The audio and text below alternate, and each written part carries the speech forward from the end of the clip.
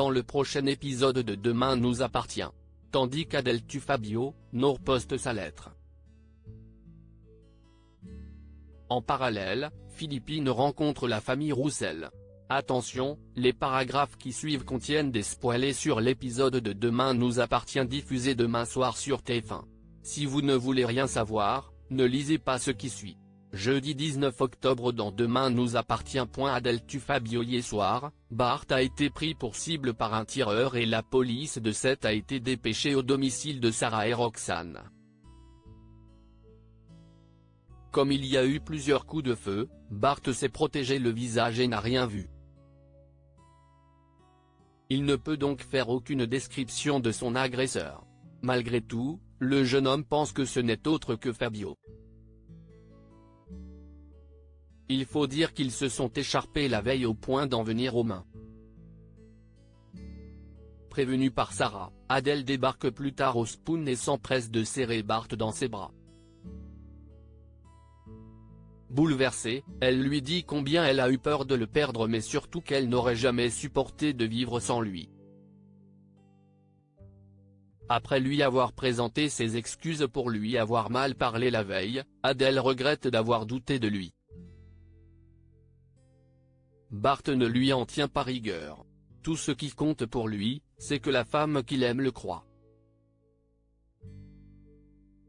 Le couple se réconcilie alors et s'embrasse. Au commissariat, la police n'arrive toujours pas à joindre Fabio. Aurora quant à elle fait un tour à la capitainerie où elle a appris que Fabio a été licencié 3 semaines plus tôt après s'être battu avec un marin.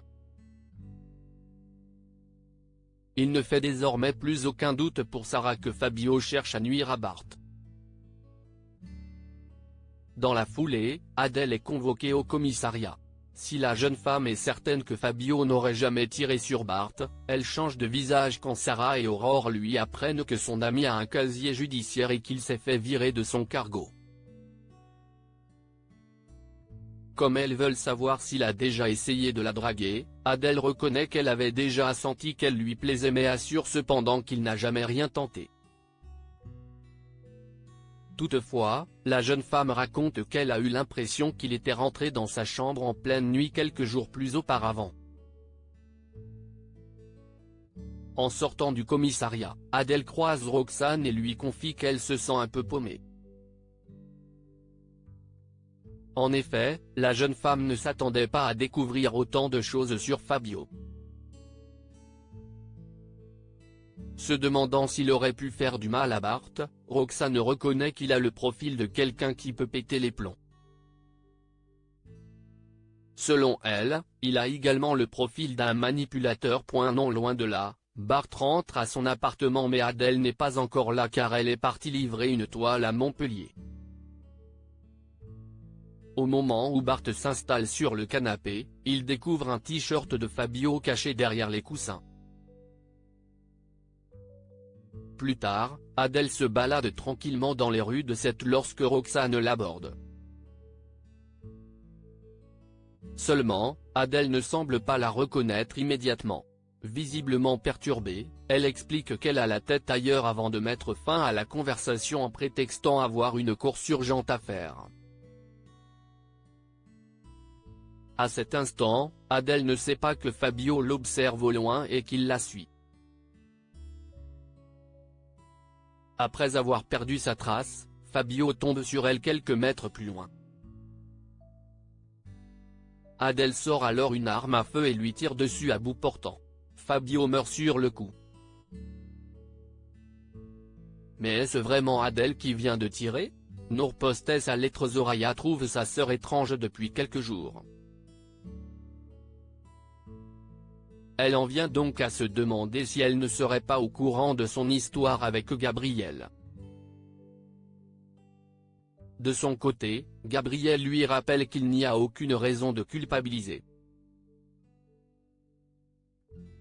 Pendant ce temps, Nora écrit une lettre à sa sœur dans laquelle on peut lire « Soraya, d'abord j'ai ressenti de la haine contre toi. J'ai eu mal comme jamais. J'étais en colère. Maintenant, je me sens juste vide comme si je n'avais plus rien à l'intérieur. Je suis brisé. Depuis que je suis né, tu étais la seule personne en qui j'avais une confiance absolue. Celle vers qui je me tournais toujours quand j'étais heureuse ou triste. C'est grâce à toi que je ne me suis pas écroulé quand maman est morte. Comment as-tu pu me faire ça, Soraya?